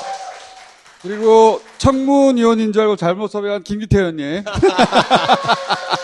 감사합니다. 네. 청문위원이 아닌데도 출연하게 된 김기태입니다. 자, 우선 청문위원으로 활약하신 이영우 의원님이 본인 활약상 중심으로 만든 영상이 하나 있어요. 자, 이거부터 잠깐 봅시다. 압수조사에 저렇게 입건되지 않은 피의자 신분이 아닌 사람을 명시하는 게 잘못된 겁니까? 안 된 겁니까? 수사는 생물이고 잘못된 겁니까? 안 된 겁니까? 현장에 나가면 실수가 분명히 있을 수 있습니다. 실수죠. 수사 일도 사람이 하는 일입니다. 실수나 우려로 하는 건 있을 수 있습니다. 실수했다고 인정하는 게 나라 피의자 신분도 아니고 그걸 모른다는 게 말이 돼요? 저 당시 알았죠? 그 당시에 제가 일일이 압수조사를 다 확인을 하지 않기 때문에 잘못된 건 아니에요. 제가 잘못 보게 된 걸로 알고 있습니다. 예를 들어 이재명, 유동규, 김용 누구라고 적어도 사실은 위법이 아니고 수사심의상 가능한 일입니다. 설명을 드리려고 하는 것입니다. 그래서 국민아 설명을 넣어야 할까? 국민아 설명을 넣어야 할까? 시험비서관 안 보신 누구랑 협의한 거예요? 국회 중앙감정법 3조 1항에 따라서 답변드리기 어려움을 말씀드립니다. 제가 그때 원장께 전달하였는지는 잘 시간이 오래서 기억이 나지 않고 제가 사회공부 접수 사실은 기억나는데 전달한 사실은 기억 안 난다는 게 말이 됩니까? 네. 잘못된 거예요 아니에요? 저는 당시 남욱 씨에게 의도적이고 도의적인 차원으로 본인과 가족들만 생각을 한 취지로 제시했을 뿐이지 불법적인 검사 맞아요? 대법원에서 저희 주장이 받아들여진다면 의원님들 나중에 어떻게 하시려고 하시는지도 약간 이게 좀 놀랍. 단톡방 만들어서 여러 가지 얘기를 나눈다는 거죠? 사실관계 확인을 위한 거 만들었습니다. 그거에 들어와 있는 사람 이름이 다 얘기해. 홍민경 부장님, 박상현 부장님, 박상현 부장님, 김정우 부장님, 또 행정검사 있습니다. 남욱 씨에 대한 증인에 대한 2박 3일 동안의 구금 사실은 이제 없다고 생각하시는 거죠? 검증범위 안에 들어있습니다. 박상현 검사가 민석 변호사하고 수사 거래하는 발언들 문제 없다고 보시나요? 전체적인 맥락을 다 봐야지 말씀드릴 수 있습니다. 오늘 들어보니까 청형으로 들리긴 하지만 녹취록 작성 과정에 검사들이 강요한 것은 아닙니다. 공판 검사 확인을 해보니까 저게 아마 작성이 봉지욱 기자로 돼 있는 게 초기에 작성된 녹취록이라고 합니다. 그래서 수사 재판 과정에 확인된 바로는 저게 이제 봉지욱 기자님이 아니고 속기 재판 과정에서 오류가 있었고 법정에서 이미 그 확인돼서 오류가 시전된 것이라고 제가 보고를 받았습니다. 잠깐만, 아니 근데 정말로 거짓말인데요. 제 재판이잖아요. 제 재판에서 녹취록이 현출된 적이 없어요. 오늘 검사들이 너무 거짓말해서 제가 지금 적고 있습니다. 실종이라고 본다라는 거죠, 증인의 입장은? 그렇습니다. 지금 현재 1심 재판 진행했고 진행한 과정에서 검찰의 공소사실과 관련된 이 쟁점에 대해서 검찰의 기본적인 입장이 실종이다라고 주장을 견지하고 계시냐고요? 답변은 이제 저희 개인적인 입장이었고요. 개인적인 입장을 여기서 얘기하면 안 되죠. 조도준 검사가 실종이라고 말한 적 없다, 검찰은. 수사 및 공판에서. 이렇게 1심 재판 와중에 명확하게 얘기하던데요. 야. 자, 의원님 활약 중심으로 의원실에서 정리를 했는데 설명을 좀 해주시죠. 주제는요, 제목 첫 타이틀처럼 비루한 검찰입니다. 제가 이번 국정조사를 하면서 두 가지를 느꼈는데, 하나는 우리가 의심했던 윤석열 검사를 정점으로 한 검찰 세력이 이재명 죽이기의 일환으로 쭉 달려갔다라고 하는 사건의 실체들을 확인한 게 한 축이고요. 두 번째는 너무 비겁하고 비루한 검사들의 장면들을 목격을 했어요. 야, 이런 정도까지? 너무나 명백한 것들도 정말 말도 안 되는 변명들을 계속 나열하는 것을 국민들이 다 목격을 했습니다. 이렇게 좀 보시면 될 것 맨 같습니다. 앞에 나오는 압수조서에 왜 이재명이 적시돼 있냐. 유동규의 첫 진술을 토대로 해서 수사가 개시되는 초반입니다. 압수조서를 작성하는데 맨 첫 단에 이재명 등 정치자금법 위반 피의 사건이라고 특정을 해버려요. 이재명이 정치자금법 위반 사건으로 등장할 단계가 전혀 아니고 현재까지도 이재명은 등장하지도 않고 기소도 못했습니다. 유동규, 김용을 통해서 이재명 이렇게 연결하려고 한 거예요. 근데 그러려면은 적어도 김용 전 부위원장이 내가 돈을 받아서 대장동 업자로부터 이재명한테 줬어. 이 진술이 있어야 피의자 이재명을 적을 거 아니에요. 근데 김용 부위원장 그런 말을 한 적도 없고 그 이후로도 없고 그때는 아예 거기까지 수사가 되지도 않았는데 처음부터 이재명이 타겟이었다는 것을 드러내는 거죠. 제가 김용 부원장 변호인이었던 사람으로서 그렇죠. 이번 국정조사의 요의를 일단 보자면 그럴 것이다라고 생각했던 게 지금 적나라하게 지금 확인이 됐잖아요. 이 건만 봐도 유동규에서 아직 전혀 전개가 안 된 상태에서 이제 목표물을 정해놓은 거예요. 그렇죠. 그러니까 피의자 이재명을 쓸 단계도 아닌데 제가 그때 김용 부원장이 이제 체포돼서 갔거든요. 그래서 갔는데 김용 부원장의 죄는 전혀 안 물어봤어요. 다 이재명 얘기만 물어보네요. 그러니까 구속시키는 것이 죄를 이렇게 묻기 위해서 시키는 거잖아요. 그런데 이제 그거는 아예 묻지도 않고 이 돈이 이제 이재명한테 간 거 아니냐. 처음 시작할 때부터 이재명을 목표로 한 수사였다는 것이 수사 과정에서 저는 확인한 것인데 이게 지금 만천하에 드러난 그 사람들의 범죄 혐의를 확인했더니 그걸로 가는구나. 이렇게 돼야 되는데 그게 아니고 이재명을 잡으려고 처음 조질 때부터 이재명을 피의자로 적시한 거예요. 압수조서에 그게 기재돼 있다라는 것은 강백신 검사는 실수다, 오기다라고 인정을 했어요. 그나마. 그런데 이원석 검찰총장은 끝까지 저렇게 발뺌을 하는데요. 저는 강백신의 진술도 잘못됐다고 생각합니다. 오기가 아니고 그네들의 머릿속에는 이재명이 딱 박혀 있었어요. 이번 국정조사에서 이재명 죽이기의 일환이라고 하는 것들에 대한 명백한 상황들을 다 확인했는데 예를 들면 남욱 변호사가 우리의 목표는 하나다. 그런 검사의 그런 얘기를 들었다라고 증언을 하고 배를 가른다 얘기도 듣고 예. 2박 3일 동안 가둬놓은 다음에 애들 사진 보여주면서 애들은 봐야지. 인도적 차원으로 제시했다고 합니다. 아까 나오잖아요. 그리고 또 하나가 김성태 쌍방울 회장이 나와서 이 수사는 결국 그분 때문에 하는 것 같다. 그러니까 누구나 다 그렇게 생각을 하고 그렇지. 실제 수사를 그렇게 당했던 당사자가 이 수사의 목적지가 그분이다라는 것을 계속 확인해주는 과정들이 있었어요. 기록을 봐서는 도저히 모르는 것들이 많이 밝혀진 거예요. 그러니까 제가 김용 부원장 변호를 하면서 두꺼운 기록을 엄청 많이 봤을 것 아니에요? 그런데 남욱이 저 2박 3일 동안 서울 중앙지검의 구치감에 있었다. 이것은 전혀 알 수도 없고 기록에도 나타나지 않아요. 그런데 그거는 검찰이 생긴 일에 처음 있는 일이거든요. 구치감은 원래 잠을 자거나 이런 시설이 아니에요. 그냥 잠시 대기하는 시설이고 그러니까 열악합니다. 그런데 2박 3일 동안 그렇게 처음 있는 일이라는 거죠. 그렇죠. 처음 있는 일이에요. 그 전에도 없었고 예, 이후에도 이후에도 없었어요. 그런데 그 다음에 검사들이 끊임없이 힌트를 줍니다. 어. 우리는 누구를 잡으려고 하는 거고 목표는 하나야. 그렇죠. 네가 어떤 얘기를 해야 선처받을 수 있다, 풀릴 수 있다. 이번 국조특위에서 드러난 것입니다. 이번에 특위가 설계를 잘했어요. 보통은 이제 증인부터 불러가지고 여야가 막 공방을 주고받으면서 실체는 묻히고 고함만 남고 그런 경우가 많았거든요. 근데 이제 기관 보고를 먼저 다 정리가 된 다음에 그걸 증인을 통해서 확인하는 순서를 하다 보니까 정리가 다 돼요, 머릿속에. 국힘이 여기서는 도리가 없잖아. 너무 증거가 명백해가지고 중간에 다 빠져버려. 그래서 아주 깔끔하게 진행이 됐어요. 우리 서영교 위원장님하고 박성준 간사님의 전략이었습니다. 아주 설계를 잘했습니다. 예, 진짜. 일단 기관들 불러서 기관장들로 하여금 기관보고 형태로 실체를 드러내게 하는 과정. 그 첫 핵심이 국정원과 금감원. 국정원장이 나오셔가지고 윤석열 정부에서 검찰에서 자기네들 불리한 것들은 다 묻어버렸다. 대표적인 게 리호남의 필리핀에 없었고 부재 증명. 더 나아가서 그 시기에 제3국에 있었다라는 제3국 존재 증명까지 국정원장이 보고를 해버리니까 나는 못 봤어. 보통 이렇게 진행됐거든요. 나 그날 거기 있었는데 나는 못 봤어. 아니, 너만 못 봤을 수도 있잖아. 근데 이제 국정원이 나와가지고 김성태가 만났다고 하는 기간에는 베트남에 있었어. 또 방성철이 만났다고 하는 기간에는 중국 병원에 있었어. 국정원이 확보한 객관적 데이터가 있어.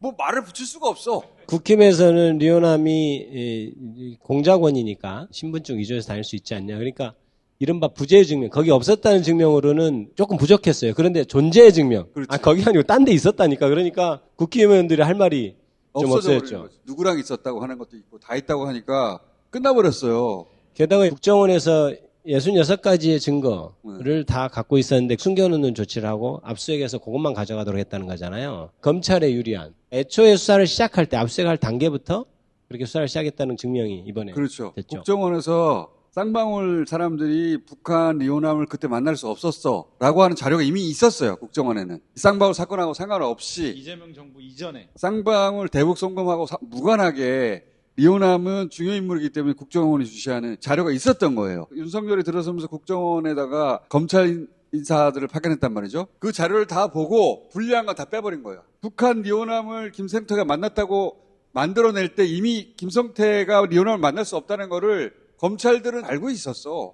알고 있었는데 만들어낸 거야, 가짜로. 그렇죠. 예. 선별해서 그건 싹 빼고 했던 거죠. 예. 그게 쌍방울 사건이 발생하기 전부터니까 그냥 객관적으로 증거 수집을 한 거예요. 국정원에서는. 그래서 대북 송금 사건 것도 끝나버린 거고, 그리고 대장동 녹취로 또 이재명을 뜻하는 그분이 없다는 것도 확인됐고, 네. 남욱 변호사도 이재명과 실토했고, 유동규가 이재명 측에 줬다고 하는 3억도 자기 개인 빚 갚은 게 확인이 돼버렸고, 네. 그 대장동도 끝나버렸어. 서해 공무원 피격 사건도 김태호가 국방부가 문재인 정부 때 발표가 맞다고 한 거 쓱쓱 지우고 자기가 썼다는 거 아니에요. 네. 통계 조작도 감사원 타이거파가 조작했다는 것도 나왔고, 사실 다 끝나버렸어, 이게. 다 끝났습니다. 그러니까 어제 나왔던 증인 중에 한 명이 당시에 국방부 정책기획 차장이라는 김성구 지금 사단장인데, 문제됐던 22년 6월 10날 김태호 1차장이 해경, 국방부 다 부릅니다. 과거 서해 피격 사건에 대한 입장을 번복하는 그 교통정리하는 회의를 소집을 한 거예요. 이 자리에서 국방부가 보도자료 초안을 들고 갑니다. 김태호 차장이 국방부 입장이 너무 약하다. 쓱쓱 삭선을 하고 수정을 해버립니다. 그런데 김태호는 이번 국정조사 나와가지고 자기는 그거를 적을 펜도 없었다라고 하면서 아주 강력한 위증을 합니다.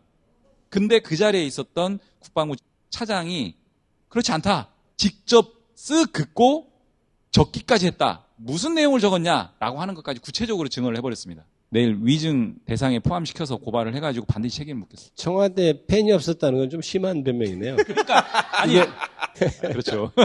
청와대에서까지 조직적으로 이재명을 잡기 위해서 다 움직였다는 것까지 다 드러난 거예요. 그게. 어제 박성준 의원이 가짜 청문회라고 국민의힘에서 초기에 박상용 검사 가지고 막 난리쳤는데 그 양반 데려다가 국힘이 자기들끼리 청문회 했던 거 있어. 참칭 청문회. 자칭 청문회. 청문회도 아니야. 당내 행사야 그냥. 당내 정치 행사입니다.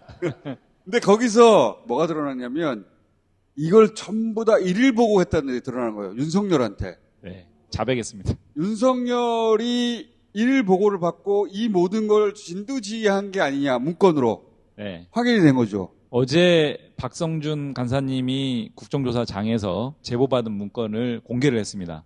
제목이 쌍방울그룹 횡령 등 사건 수사 상황이라는 자료인데요. 23년 4월 28일부터 30일까지 주요 상황이 쭉 기재가 돼 있고요. 언론 보도 팩트체크, 압수물 분석 상황, 쌍방울그룹 자금 관련 수사 등등 세부 사항이 다 기재가 돼 있고 마지막에는 예정 상황까지 기재를 합니다.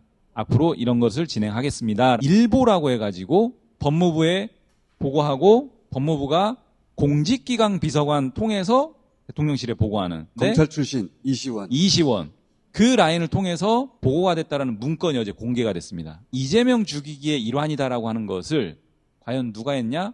윤석열을 정점으로 한 검찰 세력들이 했다. 다 윤석열이 보고받고 거기서 다시 지시가 내려가고 했다는 물증이죠, 저게. 네. 저거는 윤석열이 직접 개입해서 지시하고 한 관계가 드러난 거죠. 그리고 총장이 와서 보고 안 했다고 하지 않았던가요? 사실과 다르게 얘기한 검찰총장은 자기가 보고 안 받았다고 그랬는데 실무자로부터 검찰총장 거쳐가지고 대통령실로 갔다는 거야. 이게 나온 걸로 봐서는 그것도 조금 문제가 되겠어요? 발언이? 이런 청문회는 진짜 없었어요. 훌륭한 청문회였기 때문에 청문위원에게 박수를 부탁드립니다.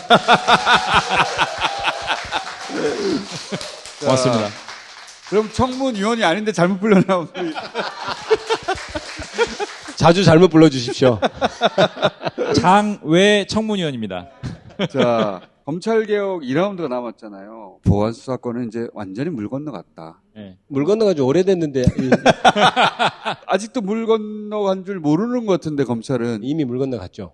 이번으로 확실히 더 땅속 깊이 한 20m 밑으로 박혔는데. 20m 밑으로. 보안수사권은 폐지되는 것이 시대적인 흐름이죠. 보안수사권이 폐지되면 또 이제 검찰이 막 이렇게 반발하는 거 있잖아요. 정치인의 입장에서는 그러면 좋아. 그렇다면 우리가 이런 식으로 제도를 보완해서 문제 없도록 해야지 이렇게 하는 것이 우리들의 몫이라고 생각하고 있습니다. 틀림없이 이제 보안수사권이 없어지면 어떻게 된다는 막 언론 그렇죠. 플레이 지금 다 하고 있어요. 언론 플레이 하고 있어요 지금도. 한참 하고 있는데 예전만큼 효과가 없긴 해요. 네. 근데 열심히 하고 있거든요. 근데 이제 청문회를 봤다면 보안수사권 얘기는 꺼내지를 못합니다. 그렇죠. 네. 양문환 의원도 돌아섰습니다.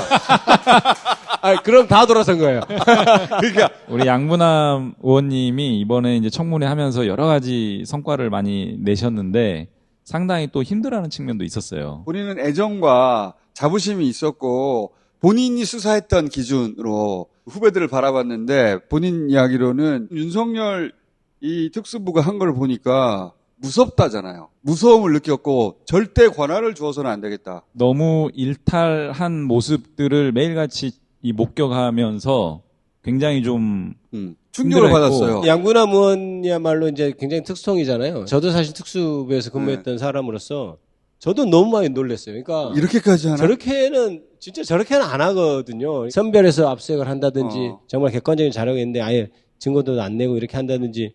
근데 윤석열 정권 이렇게 들어서면서 저는 검사들이 이제 우리 세상이 열렸다 이렇게 생각했던 것 같아요. 그래서 우리한테 좋은 걸 다 해주겠지. 뭘 해도 나는 괜찮아. 네, 저는 양문화 의원이 했던 그런 것과 너무 문화가 다른 것이어서 저희도 충격을 너무 많이 받았습니다. 양문화 의원 무섭다는 표현을 쓰더라고요. 네, 무섭습니다. 실제로. 걸리면 진짜 죽겠구나. 윤석열 검찰 정권이 들어서면서 일제시대 친일파들이 이 일제 식민지는 계속 갈 수 있겠다. 부역하자. 그게 잘 먹고 잘 사는 길이고 권세를 누리는 길이다. 이런 인식을 했었던 것 같아요. 그랬던 것 같아요. 야, 우리가 세상 다 해먹자. 국정원에 보내고 기관에 다 보내서 절차나 법이나 이런 게 없습니다. 자기네들끼리 다 짬짬이 하고 다 그런 방식으로 이 사건들을 다 만들어냈는데 이 사건만 이렇게 했을까? 실제로 검찰 출신들이 요직을 다 갔잖아요. 검찰이 우리 세상에 왔다고 생각하면서 역사적으로 검찰 개혁이 조금씩 되었어요. 수사권 조정도 이른바 되고 검찰 피의자 신문조서가 경찰하고 같은 급으로 이런 자잘한 개혁들은 있어 왔단 말이에요. 그런데 검사들은 끊임없이 그걸 되돌리고 싶어 했어요. 그런데 검사 출신이 대통령이 됐으니 이제 다 다시 가져올 수 있을 거다. 그래서 저는 어이없는 정말 있기 어려운 일들이 벌어졌다고 저는 만약에 생각합니다. 계엄에 성공했잖아요. 그럼 진짜 그런 세상이 열린 것이고 여기 계신 분들도 다 죽었지. 어휴, 무섭네요. 아마 계엄에 성공했으면 기존의 검찰보다 더 큰 권한을 줬겠죠. 그렇죠. 검찰에. 네. 막강한 검찰이 탄생했을 것이고 그리고 이분들은 이제 국외 도피도 안 되니까 굴 속에 숨든지. 네. 얼마나 끔찍한 세상이 열렸을까 진짜 상상만 해도 진짜 와 끔찍하죠. 끔찍해요. 네. 네. 란 1, 2, 3 보세요. 네? 란 1, 2, 3 저희가 만든 다큐. 저도 나온다 그래가지고 꼭 보려고요. 저희 의원실에서 만들어 온 거 한번 이번 국정조사 과정에서 드러난 주요한 성과들만 좀 정리하면 쌍방울 대북 송금 사건 성과고요. 그다음에 대장동 유래 김용 사건 이 중에 하나만 소개해드리면 대장동 사건 1기 수사팀은 22년 7월에 종료됩니다. 그런데 22년 5월 윤석열이 임기가 시작되면서 윤석열 사단을 투입을 시킵니다. 그때는 1기 수사팀이 여전히 존재하던 시기였어요. 그런데 강백신 어미준 불러가지고 야 기록 검토 좀 해서 검토 보고서 올려봐. 송경호가 지시합니다. 윗선의 지시가 있었겠죠.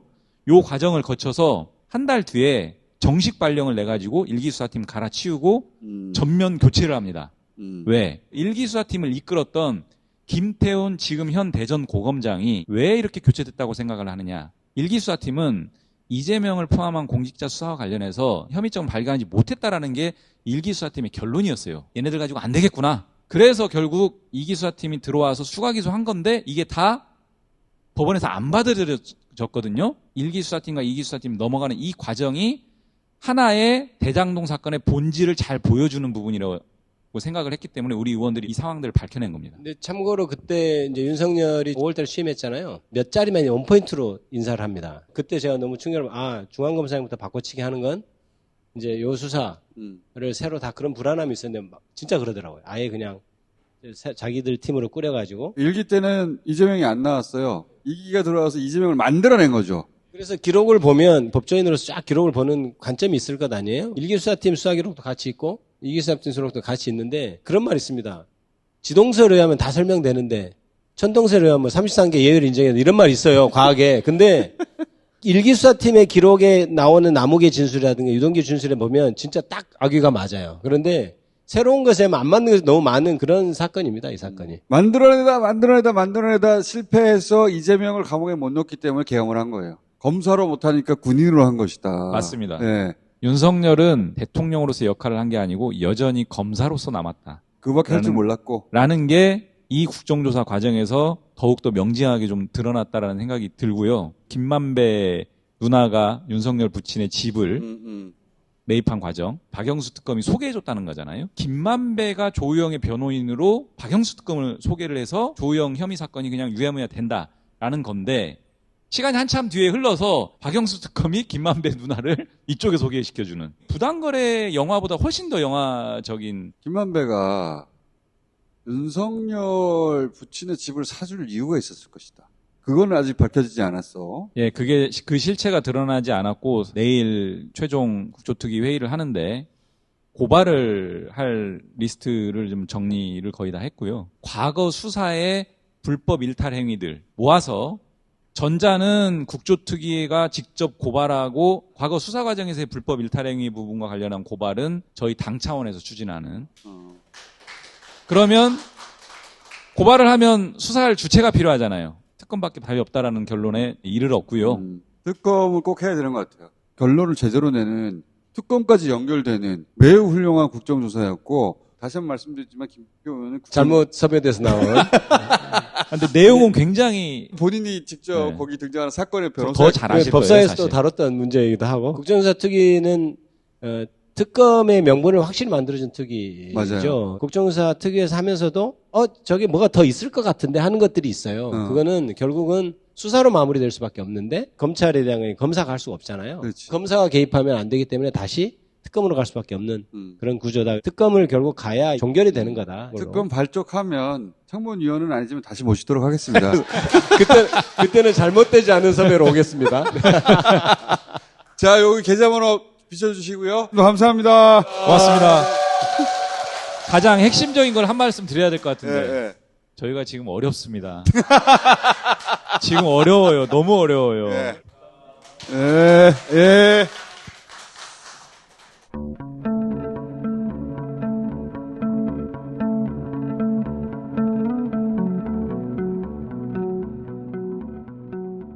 자, 이제 지방선거가 다가옵니다. 그렇다는 얘기는 밭을 갈 때가 되었다는 얘기죠. 예. 밭갈이 방법을 알려드릴게요. 그 밭갈이 대상과 함께 손을 잡고 란 1, 2, 3을 보러 가세요. 저절로 갈립니다. 자, 끝! 자.